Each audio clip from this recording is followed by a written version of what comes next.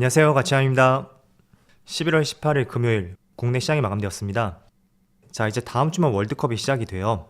요즘에 워낙 주식시장이 좋지 못하다 보니까 참 재미가 없었는데 다음 주부터는 조금은 일상이 재밌을 것 같고요. 이런 긍정적인 기운들이 주식시장으로 다시 연결이 될 수 있기를 한번 기대를 해보겠습니다. 자, 오늘 코스피는 어제하고 거의 비슷하게 마무리가 되었어요. 0.06% 상승이 나왔고 시장의 흐름이 참 아쉬웠던 하루였던 것 같습니다. 오전장에는 그래도 큰 상승으로 출발했었는데 기관의 매도세에 의해서 시장이 거의 보합권까지 내려왔었고, 또 코스닥도 비슷한 그림이 나오긴 했지만 그래도 결과적으로 0.7% 하락이 나오면서 상대적으로 조금은 부진했던 하루였던 것 같습니다. 그리고 코스피의 상위 종목들을 보면 오늘은 반도체 관련주가 그래도 빨간불이 들어왔고, 오랜만에 2차전지 관련주 세 종목 모두 빨간불과 함께 조금은 안정된 모습이 나온 것 같아요. 반대로 플랫폼 기업인 네이버하고 카카오, 오늘은 타 업종 대비 조금은 빠지는 모습이 나왔었네요. 그리고 코스닥은 전 종목이 부진한 모습이 나오면서 특별히 어떤 움직임이 나오진 않았습니다. 이어서 코스피의 수급을 살펴볼게요. 자, 오늘 다시 한번 외국인의 순매수가 들어왔어요. 어제 생각보다 많은 순매도가 나오면서 다소 걱정이 컸었다면 오늘은 조금은 안도할 수 있는 매수가 들어왔다고 생각이 되고요. 기관은 5거래일 연속으로 순매도가 나오고 있습니다. 그리고 반대로 코스닥은 3거래일 연속으로 기관과 외국인의 연속 순매도가 나오고 있네요. 그리고 삼성전자, 오늘 다시 외국인의 순매수가 들어왔고 기관도 소폭의 순매수가 들어왔습니다. 하지만 규모 자체는 크지 않다고 생각이 되고, 어제 급락이 나왔었던 SK하이닉스, 그래도 다행인 것은 5거래일 만에 외국인의 순매수가 들어왔고 기관은 다시 매도세로 전환이 되었네요. 이것도 마찬가지로 규모 자체는 크지 않기 때문에 일단은 외국인의 매수가 들어왔다는 것에 조금 더 긍정적으로 생각해 볼 수가 있고요. 그리고 최근에 조금은 흔들리는 모습이 나오고 있는 삼성 SDI, 하지만 오늘 외국인의 순매수가 들어왔고 기관은 4거래일 연속으로 순매도가 나오고 있습니다. 그리고 LG에너지솔루션은 여전히 외국인의 순매수가 이어지고 있고 기관도 마찬가지로 여전히 순매도가 이어지고 있습니다.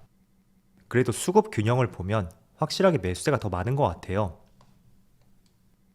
자, 그럼 이어서 주차별 매매 동향에 대해서 살펴보도록 하겠습니다. 11월 18일 외국인이 가장 많이 매수한 종목은 삼성전자, SK하이닉스, LG전자, 카카오뱅크, LG에너지솔루션, 이렇게 반도체 위주로 많은 매수세가 들어왔고, 그리고 기관은 고려아연, 하나에어로스페이스, LG화학, 현대두산인프라코어, SOL, 이런 종목들을 차례대로 매수했었네요. 자, 이어서 해외 증시를 보면 어제는 미국 증시가 종가상에 조금은 안정된 모습이 나왔어요. 물론 파란불로 마무리가 되었지만 S&P 500은 0.3% 하락이 나왔고, 그리고 나스닥은 0.35%, 다우지수는 거의 그전하고 동일한 가격에 마무리가 되었습니다. 자, 일단은 그래도 조금은 의미를 부여해본다면 지난주에 2거래일 동안 강하게 상승이 나오고 조금은 쉬어가는 모습이 나왔어요. 그런데 어제 같은 경우에는 물론 시가는 굉장히 부정적으로 출발했었지만 그걸 상당 부분 많이 만회를 했었고 거의 시가 대비 1% 이상의 상승으로 시장이 마무리가 되었습니다. 우선 어제 출발이 좋지 못했던 이유가 다시 한번 연준 인사들의 매파적인 발언이 나옴에 따라서 그게 장 초반의 흐름을 굉장히 부정적으로 만들었던 것 같아요. 그렇지만 다행히도 상당 부분을 만회하면서 결국 소폭의 약보합으로 어제 시장이 마무리가 되었습니다. 자, 그래서 지난주 목요일에 CPI 지수가 상당히 긍정적으로 발표가 되었잖아요. 그 재료에 대해서 조금 더 의미를 부여하기 위해서는 지금부터 시장 흐름이 중요하다고 생각이 돼요. 지난주 목요일에 1300포인트 그 정도에 출발을 해서 한 이 정도 시장이 거의 9% 가까운 상승이 나왔습니다. 그리고 다시 일정 부분 되돌아오고 있지만 이 상승폭에 있어서 그 의미를 훼손시킬 수 있는 하락이 또 나온다면 지난주 발표된 소비자 물가지수에 대한 재료에 대해서 약간은 아직까지는 기대감을 가지기에는 조금 이를 수가 있는 시점으로서 시장은 또 해석을 할 수가 있을 거예요. 그래서 지금부터 흐름이 중요하다고 생각이 되고, 과연 지난주의 상승분을 얼마나 바닥을 다지고 다시 반등할 것인지, 그것도 다음 주의 흐름에 있어서 중요한 요소가 될 것 같습니다. 그리고 추가적으로 반도체 지수를 보면 어제는 모처럼 반도체 지수가 1%의 상승이 나왔어요. 그래서 국내 기업도 반도체 관련주 위주로 오늘 그나마 좋은 흐름이 나오고 있고, 물론 오늘은 시장이 좋지 못하기 때문에 그 흐름을 크게 가져가지 못하고 있는 것 같아요. 그렇지만 지난주에 많은 상승이 나왔던 만큼 거기에 따른 쉬어감이 이번 주에 발생이 되었고, 그런 관점으로서 이번 주에 시장을 바라보신다면 조금 더 부담 없이 바라볼 수가 있겠죠. 그리고 추가적으로 아시아 증시를 보면 니케이는 소폭의 약보합이 나오고 있고, 대만도 마찬가지네요. 그리고 상해 지수도 마찬가지고요. 그리고 이번 주 초에 제가 말씀을 드렸던 부분 중에 과매도 과매수 구간을 구분할 수 있는 RSI 지표, 그걸 한 차례 말씀을 드렸어요. 지금 코스피의 위치를 보면 살짝 과매수 구간을 벗어났고 조금은 안정된 위치에 들어온 것을 볼 수가 있습니다. 자, 그렇지만 여전히 지금 구간도 과거 흐름을 보더라도 조금 높은 구간에 있다는 것을 알 수가 있어요. 그래서 최소한 다음 주까지는 시장에서 어떤 큰 흐름이 나오지 않을 가능성이 있고, 그에 따라서 개별주 위주로 네옴시티처럼 테마가 있는 관련주 위주로 움직임이 나올 가능성이 있으니까 이 점은 다음 주의 흐름에 있어서 참조를 해보신다면 좋을 것 같아요. 그리고 추가적으로 코스닥도 한번 볼게요. 코스닥은 상대적으로 그래도 코스피에 비해서는 과매수 구간에 접해 있지는 않은 것 같고요. 그런 측면에서 조금 더 코스닥 쪽에서 앞으로 좋은 흐름을 조금 더 기대를 해볼 수 있는 것 같습니다. 자, 그래서 지금부터는 몇 가지 재료를 한번 살펴보면, 오늘 새벽에 나온 기사를 보니까 러시아 대통령이 우크라이나와 협상을 원한다는 시그널을 서방 국가들에게 전달하였고, 그게 기사로 보도가 되었어요. 그리고 미국의 고위 인사도 최근에 우크라이나를 계속 방문함에 따라서 협상에 대한 설득을 나서는 것이 아니냐, 그런 관측도 제기가 되고 있더라고요. 그래서 아직까지는 어쩌면 속된 말로 설레발이 될 수도 있겠죠. 그렇지만 조금은 신빙성을 가져볼 수 있는 기사가 나왔다는 것은 과거보다는 조금 더 긍정적으로 볼 수 있는 분명한 재료가 될 수가 있고, 또 하원 중간 선거에서 공화당이 다수당을 차지했던 만큼 어쩌면 협상도 생각지도 못하게 진척이 될 가능성도 있겠죠.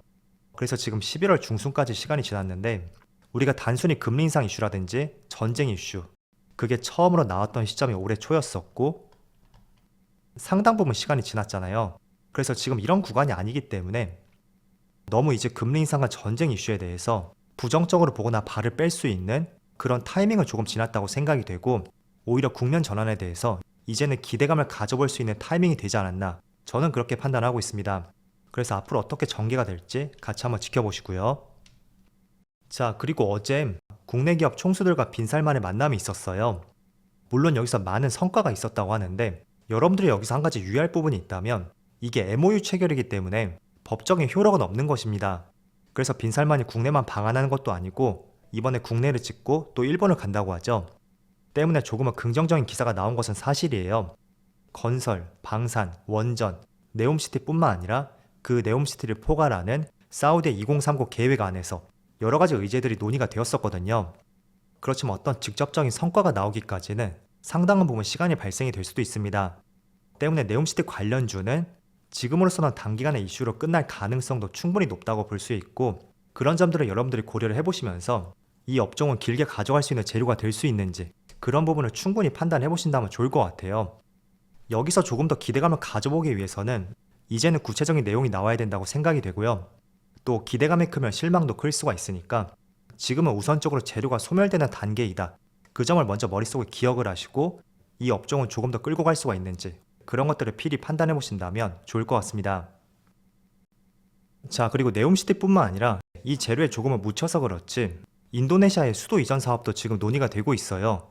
며칠 전에 원희룡 장관이 인도네시아로 가서 이 사업에 대한 협력을 논의를 했었는데, 실제로 중전철 개발 협력에 대한 양해 각서를 체결하고 왔습니다. 물론 사업 규모만 봤을 때는 네옴시티가 약 700조 원이고요. 인도네시아의 수도 이전은 44조 원, 큰 차이가 있다고 볼 수가 있어요. 그렇지만 수도 사업 이전의 44조 원은 이것도 충분히 큰 규모라고 볼 수가 있거든요. 그래서 이게 아마 어제 나왔던 기사였는데, 대체적으로 철도 관련주들, 대하TI를 중심으로 또 강세 흐름이 나왔습니다. 그렇기 때문에 우리가 네옴시티뿐만 아니라 인도네시아의 수도 사업 이전 논의, 이것도 하나의 긍정적인 재료로서 관심을 가져오신다면 좋을 것 같고, 그리고 먼저 네옴시티 같은 경우에는 아직까지는 조금은 두루뭉실한 얘기들이 상당히 많은 것 같아요. 어떤 업종에 대해서 어떤 기업이 혜택을 볼 것이고 어느 정도 혜택을 볼 것이다, 그런 구체적인 내용이 나온 것은 하나도 없거든요. 반면에 수도 이전 같은 경우에는 전철 개발 협력에 대해서 양해 각서를 체결했고, 물론 이것도 규모 자체는 아직 나오진 않았습니다. 그렇지만 수도 사업 이전에 있어서 딱 핵심 부분이 압축이 된다고 볼 수가 있잖아요.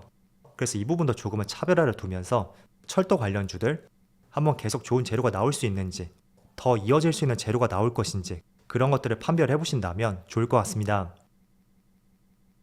자, 어쨌든 이번 주는 그렇게 시장 흐름이 좋지는 않았던 것 같아요. 물론 지난주에 너무나 많은 상승이 나왔던 만큼 분명히 다음 주도 쉬어가는 흐름이 나올 가능성도 있습니다. 항상 조급한 마음이 이를 그르치는 것 같아요. 때문에 여유를 가져보면서 과거하고 달리 시장 흐름이 조금은 개선이 되고 있으니까 이런 부분에 포커스를 맞춰보자, 그렇게 말씀을 드리겠습니다. 자, 그럼 오늘 영상 여기서 마치도록 하고요. 언제나 여러분들의 성공 투자를 기원하도록 하겠습니다. 감사합니다.